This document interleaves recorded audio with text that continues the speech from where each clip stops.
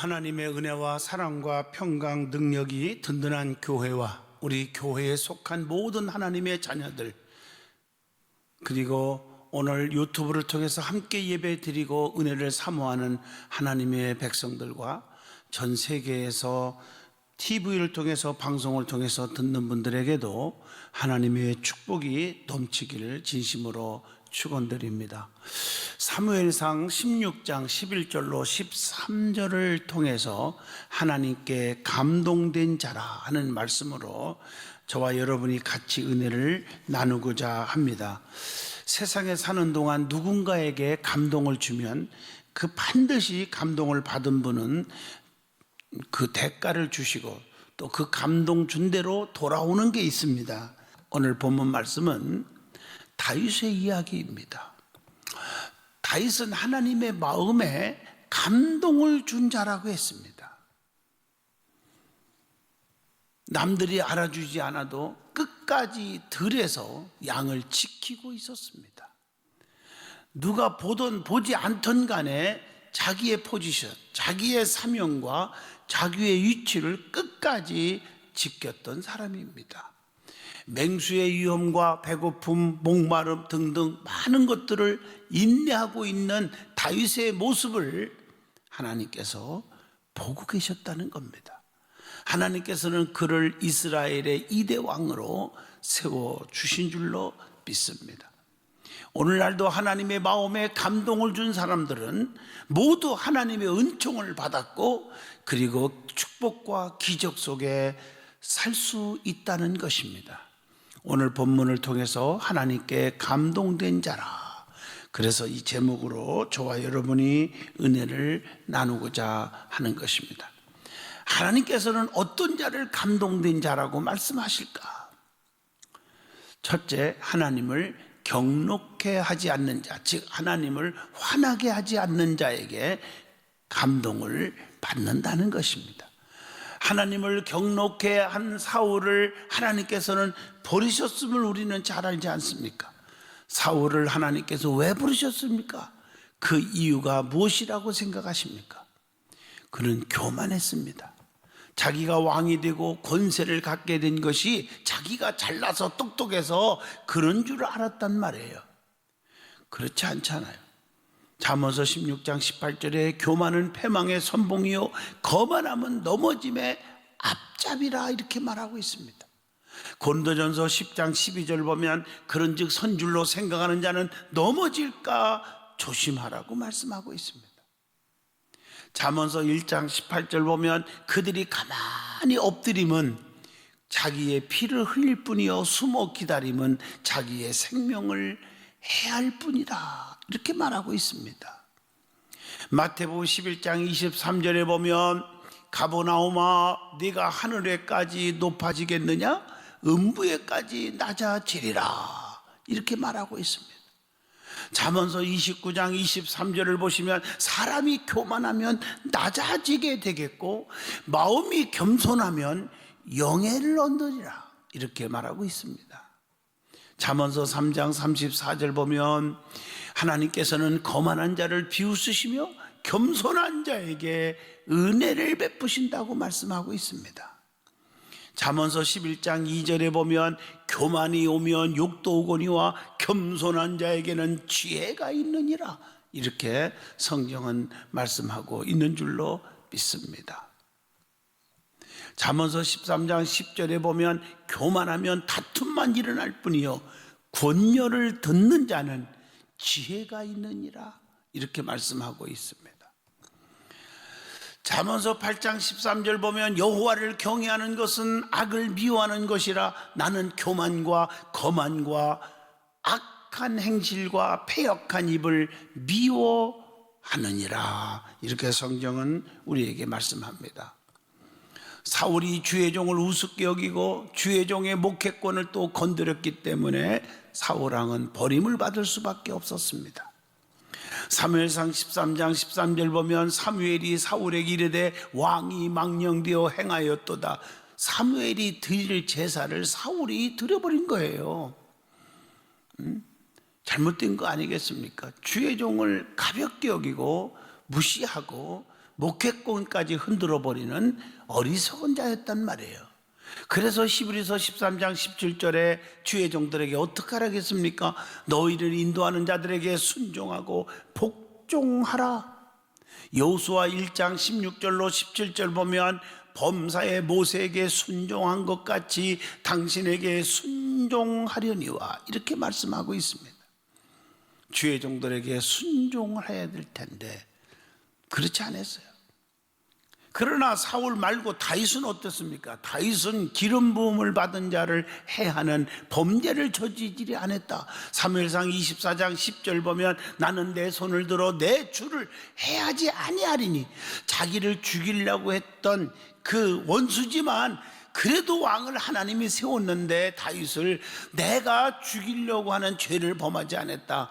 오늘 영적인 의미에서 보면 하나님이 세운 자들을 내 손으로 내가 범죄하지 않겠다라고 하는 그런 겸손한 주의 종을 존귀 여기는 그런 다윗을 볼 수가 있잖아요. 그런데 사울은 또한 그것뿐이 아니에요. 책임을 전가했어요. 그래서 하나님께서 사울을 버리신 겁니다. 성도들은 하나님께 책임을 전가해서는 아니 될 줄로 믿습니다. 모든 게 보면 자꾸 책임 전가하는 사람이 있어요. 사무엘상 13장 11절로 12절에도 보면 때문에 이런 핑계대지 말라는 교훈을 주고 있지 않습니까? 오늘 교회 안에서도 너 때문이야, 뭐 목사 때문이야, 장로 때문이야, 성도 때문이야, 부모 때문이야, 뭐 이렇게 때문에가 정말 아주 속상하게 만들어요. 다 내 탓입니다. 그래야 되는데 사울은 그러지 못했어요. 뿐만 아니라 사울은 버림받은 이유가 시기와 질투 때문이라고 말합니다. 하나님께서 택하신 자를 아주 시기했어요. 사무엘상 22장 7절로 8절의 말씀입니다. 잘 나가는 사람에게 왜 저들을 박수 쳐줘야 되는데 왜 저들이 잘 나가나 하고 시기 질투하면서 얼마나 악한 생각을 품었는지 모릅니다. 사무엘상 18장 7절 보세요. 사울은 천천히요 다윗은 만만이라 그렇게 말했을 때 시기하고 질투한 것은 자기가 천천힘을 감사할 줄 몰랐기 때문에 다윗이 만만이라 하니까 시기 질투가 나가는 거예요. 우리가 신앙생활하면서 시기 질투는 다 금물인 줄로 믿습니다. 그리고 사울이 버림받은 이유 중에 하나가 하나님께 속한 자를 죽였다고 하는 것입니다. 사무엘상 22장 17절로 19절을 보면요, 세상에 여호와의 제사장들을 죽이라 이렇게 말해요. 우리는 하나님을 경노하게 하면 안 됩니다. 하나님을 화나게 해서는 아니 될 줄로 믿습니다. 자, 그러면 성경을 잘 보시면 하나님을 경노하게 하는 것들이 너무 많이 나옵니다. 자, 뭐가 하나님을 화나게 만들까? 하나님을 노하게 만들까? 출애굽기 4장 13절로 14절에 보면요, 고집이 하나님을 경노하게 한다겠어요. 여호와께서 모세를 향하여 노하여 이르시되 내 이사람 네 형 아론이 있지 아니하냐 이렇게 말하고 있죠. 또 우상 숭배가 하나님을 경노하게 만든다는 거죠. 출애굽기 32장 7절로 8절입니다. 그래서 성경은 우상 숭배는 하나님과 원수가 되나니 이렇게 성경은 가르쳐 주고 있는 줄로 믿습니다. 또 하나님을 경노케 하는 게 뭘까? 원망입니다. 민수기 11장 1절 보면 백성이 악한 말로 원망함에 하나님께서 들으시고 진노하사 하나님의 불을 그들 중에 붙여서 진영 끝을 사르게 하셨다. 그리고 교만이 하나님을 경노케 한다겠어요. 민수기 12장 8절로 9절 보면 너희가 어찌하여 내 종 모세 비방하기를 두려워하지 아니하느냐, 여호와께서 그들을 향하여 진노하시고 떠나심에 이렇게 성경은 말했습니다. 뿐만 아니라 제멋대로 사는 것이 하나님을 화나게 만드는 것이죠. 민수기 22장 21절로 22절의 말씀인 줄로 믿습니다. 그리고 거역하는 것 하나님을 경노케 합니다. 민수기 32장 4절을 보면 보라 너희는 너희의 조상의 대를 이어 일어난 죄인의 무리로서 이스라엘을 향하신 여호와의 노를 더욱더 심하게 하는도다, 이렇게 말하고 있어요. 또 하나님을 경노케 하는 게 뭘까? 하나님을 떠나는 거예요. 신명기 7장 4절 보면 내 아들을 유혹하여 그가 여호와를 떠나고 다른 신들을 섬기게 하므로 여호와께서 너희에게 진노하사 갑자기 너희를 멸하실 것임이니라. 여러분, 우리가 하나님을 떠나서 살 수 있다고 생각하십니까? 내가 여호와의 낯을 피하여 어디로 가오리까? 우리는 하나님의 곁을 떠나서는 살 수가 없습니다. 물을 떠난 고기가 혹시 살 수 있을지 몰라도 하나님을 떠난 백성은 살 수가 없는 것입니다. 또한 하나님을 경노케 하는 게 뭘까? 하나님을 모독하는 것이 하나님을 화나게 만드는 거다. 사무엘상 6장 19절입니다. 여러분, 우리는 하나님을 모독하는 자가 되지 않기를 축복합니다.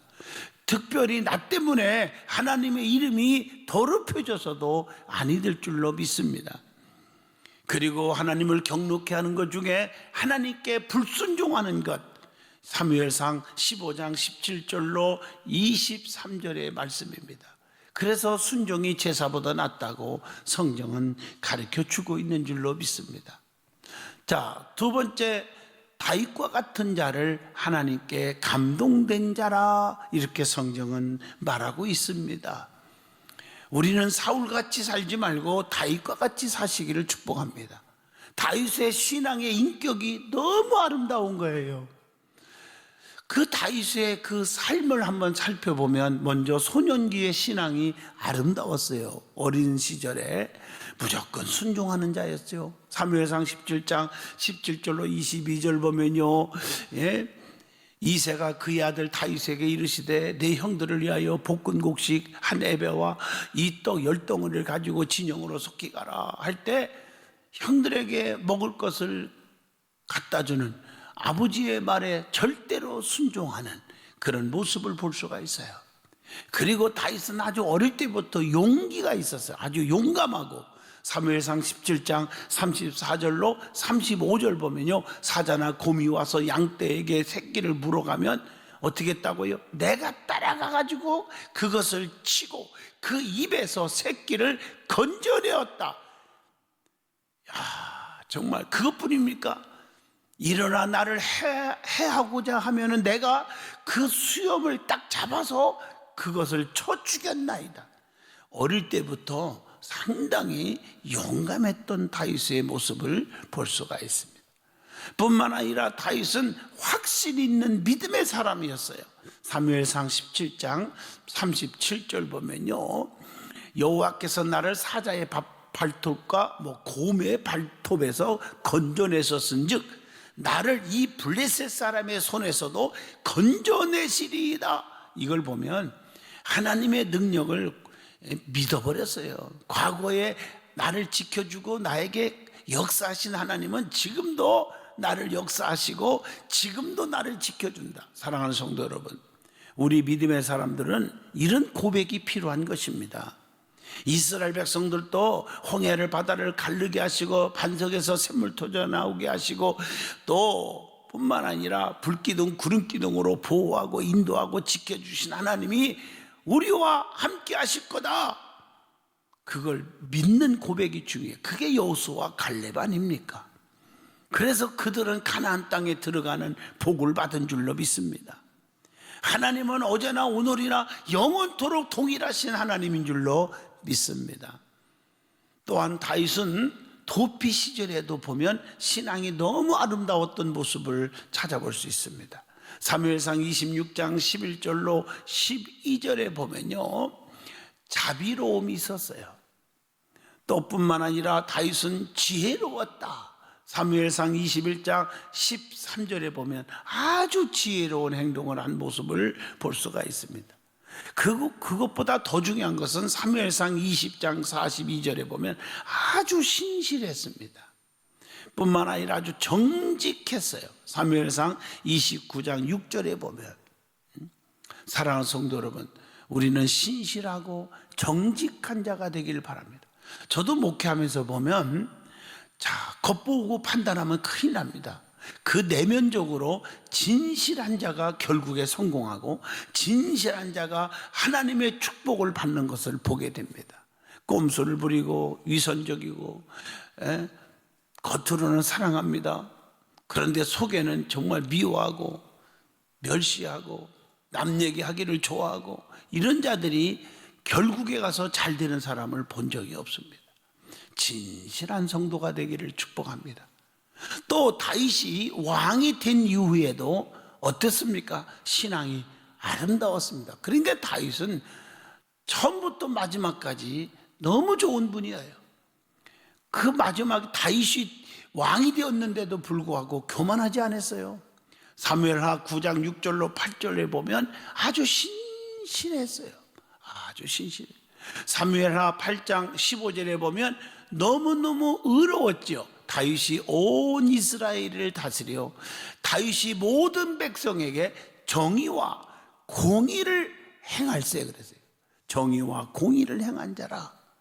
또 사무엘하 16장 11절 보면 아주 온유했습니다. 여호와께서 그에게 명령하신 것이니 그가 정말 저주하게 버려두라. 온유하게 다가 내가 뭐 하려고 하지 말아라. 경건했죠. 사무엘하 7장 18절 보면 주 여호와여 나는 누구요울며 내 집은 무엇이기에 나를 여기까지 이르게 하셨나이까. 정말 하나님 앞에 그 말 한마디 한마디가 얼마나 아름다운지 몰라요.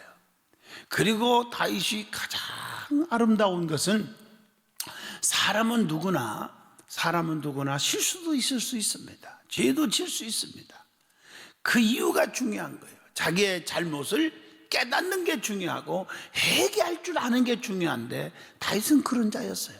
사무엘하 12장 13절에 다윗이 나단에게 이르되 내가 여호와께 죄를 범하였노라 이렇게 고백을 주의 종 앞에 하는 모습을 보세요. 주의 종이 책망하자마자 잘못했습니다. 내가 하나님 앞에 죄졌다 이렇게 하면서 통곡하며 회개했던 다윗의 모습을 봅니다. 오늘날 많은 사람들은 조금만 지적을 당하면 얼마나 대들고 내가 언제 그랬니 감추려고 하고 다윗은 솔직하게 주의 종의 책망을 받자마자 회개했던 모습을 볼 수가 있습니다. 또 다윗은 사울을 자기의 손으로 해하지 않고 하나님께 맡겼습니다. 사무엘상 24장 10절로 11절 보면 나는 내 손을 들어 내 주를 해하지 아니하리니 그는 여호와의 기름 부음을 받은 자이기 때문이라. 기름 부어 세운 자들을 자기 손으로 심판하고 재판하고 해하는 그런 일을 하지 않았다고 고백합니다. 사랑하는 성도 여러분, 우리가 쉽게 남을 정죄하고 재판하려고 하지 마세요. 많은 분들은 남의 허물과 죄가 있으면 막 손가락질하고 자기가 심판하려고 그러고 막 고발하고 그러는데 여러분 보세요. 왜 그러는가? 왜 남의 실수 있을 때 막 혈기 부리는 사람들을 점검해 보면 하나님의 능력을 믿지 않는 자들이에요. 믿음 있는 것 같은데 아닙니다. 하나님의 능력을 믿는다면 그분은 다 알고 계세요. 그분이 심판하시고 그분이 재판하는 거예요. 깨우칠 때는 깨우쳐 주셔서 변화시켜 큰 그릇 만들 수도 있고 하나님 앞에 심판을 맡길 수 있는 성도들이 되시기를 축복합니다. 그리고 다윗은 끝까지 자기 위치와 사명을 감당했던 훌륭한 자입니다. 본문 11절에 보면 이새가 이르되 아직 막내가 남았는데 그는 양을 지키나이다. 끝까지 누가 보던 안 보던 양을 들에서 땀방울이 그냥 주르주르 흐르더라도 끝까지 자기 사명을 감당했고 양을 지켰던 자가 다윗입니다. 우리 하나님이 그걸 보신 거예요. 성경에 보면 하나님 마음에 감동된 자들이 있습니다. 자, 매우 귀한 향유 한 옥합을 드렸던 여인 얘기 아시죠? 마태복음 26장 12절 보면 이 여자가 내 몸에 이 향유를 부은 것은 내 장례를 위하여 함이니라 라고 칭찬합니다. 가장 귀한 것을 주님께 드리는 헌신입니다. 나 같은 죄인을 사랑하신 주님에 대한 깊은 애정과 깊은 감사가 있었습니다. 장래에 주님의 장래와 부활을 미리 알고 준비한 믿음의 행위였다는 사실을 칭찬할 만하지 않습니까? 크게 주님의 마음을 감동케 한 것입니다. 또한 마태복음 8장 5절로 13절 보면 가버나움의 한 백부장의 믿음이 주님의 마음을 감동하게 하셨던 것을 볼 수 있습니다. 다 죽어가는 종을 살려보겠다고 주님 앞에 나와 애원했던 모습은 종을 사랑하는 믿음이에요. 그 당시는 주님은 평민이었고 핍박받았을 때고 백부장은 고급 장교지만 얼마나 겸손하면 주님 앞에 나와 애원했겠습니까? 그리고 주님 말씀 한마디만 하세요.